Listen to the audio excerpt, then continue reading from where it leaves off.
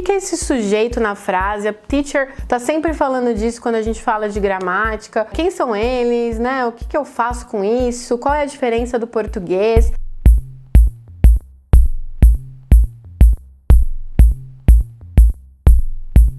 O sujeito, a gente entra para falar do sujeito de uma frase quando a gente vai realmente entrar na gramática ou na hora de formar uma sentença. O sujeito, ele é muito parecido com o português. Ele faz parte aí desse, antes de começar a explicar sobre o sujeito, faz parte de uma série de vídeos que eu tô fazendo aqui no canal. Se você não é inscrito, já se inscreve, ativa aí as notificações para você ficar sabendo. A gente tá quebrando as partes da frase para te ajudar a falar melhor, a montar melhor frases na hora que você se comunica, na hora que você escreve. E o sujeito é o próximo passo, assim, quando eu falo de montar uma frase, ele vai aparecer muito parecido no inglês com o que ele é no português. Então, se você lembra lá da sua aula de português, da escola que você teve essa semana, se você estiver na escola, ou que você teve há 20 anos. Se você é como eu, que já saiu da escola há um tempo. Aquela professora de português falava que o sujeito é quem faz a ação.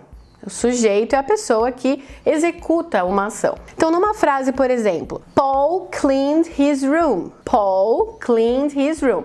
A ação é o verbo cleaned, está acontecendo no passado porque tem o ed. Quem fez a ação de limpar o seu quarto? Quem limpou? É o Paul.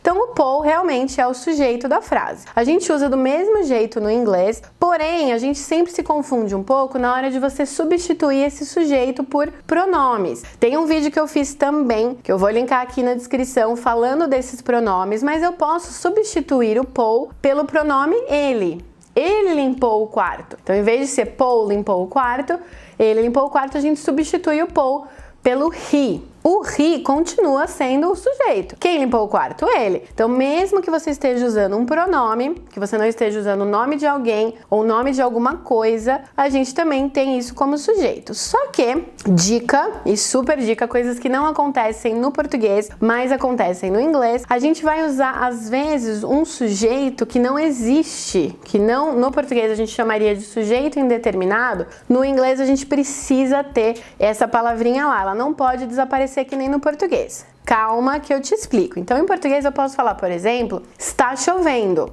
Está chovendo. Olho para fora na janela. Está chovendo. Qual que é o sujeito? Não sei, ele é indeterminado. As nuvens estão chovendo, o céu está chovendo, a água está chovendo. Não é assim, a gente não pensa nesse sujeito. Só que diferente do português, o sujeito em inglês sempre tem que estar na frase. Anota aí no seu caderno, essa é uma regra, tem que ter o sujeito em inglês. Então a gente usa muitas vezes, pessoal, o it como um sujeito diferentão. Um sujeito que na verdade não precisa estar lá na tradução a gente colocaria está chovendo, mas o it tem que aparecer porque ele necessita de um sujeito na frase. Então essa frase em inglês ficaria It is raining, it's raining. Então a gente colocaria esse it só para realmente marcar que tem um sujeito ali. A gente precisa dessa palavrinha. O it costuma ser a palavrinha escolhida para isso, é como se fosse um sujeito impessoal, uma palavrinha que não tem uma pessoa de fato, mas precisa estar ali, e isso é típico do inglês. Outra coisa importante, na voz passiva, se você já está estudando inglês há um tempo, se você já sabe mais ou menos como formar frases mais complexas, na voz passiva esse sujeito meio que desaparece. Então, se eu fosse falar, ao invés de que o Paul limpou o quarto, se eu for falar que o quarto é limpo ou foi limpo pelo Paul, eu posso fazer esse Paul desaparecer. Eu posso falar the room was cleaned. The room was cleaned. Então, nesse caso, eu não preciso dizer que ele foi limpo pelo Paul. Eu posso falar o quarto foi limpo. Então, nesse caso, o sujeito vai desaparecer. E é o único caso que isso acontece. De maneira geral, né? Vamos evitar aí as exceções. Mas para simplificar, realmente, o momento que o sujeito desaparece em inglês é na voz passiva. Tem um vídeo que eu fiz sobre a voz passiva que eu vou deixar na descrição desse vídeo aqui. Você termina, se você já estiver nesse momento de pensar na voz passiva, dá uma assistida para relembrar como é que funciona. Todos os verbos que eu falo aqui no canal, todas as explicações gramaticais, eu falo muito do sujeito, então vale a pena assistir novamente, relembrar o que são esses sujeitos já aplicados num tema gramatical. Espero que tenha sido útil, eu vou trazer mais partes da frase, vou falar dos verbos, dos adjetivos, dos complementos, das preposições, vai aparecer bastante coisa aqui no canal falando sobre isso. Já deixa o like se você curtiu, se você gostou, para me ajudar a entender que você achou bacana esse tipo de conteúdo. Espero que tenha sido útil. And bye. Expression of the day.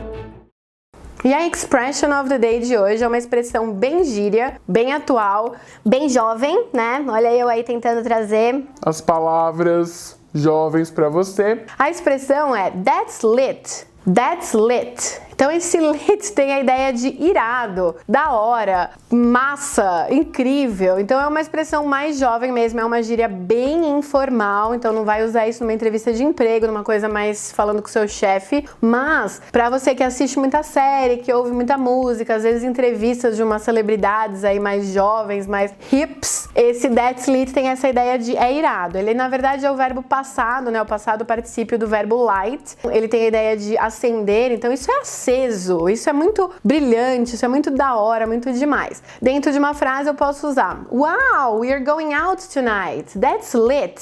A gente vai sair hoje, isso é da hora, isso é maravilhoso. Então pode colocar esse expression of the day na sua listinha and bye!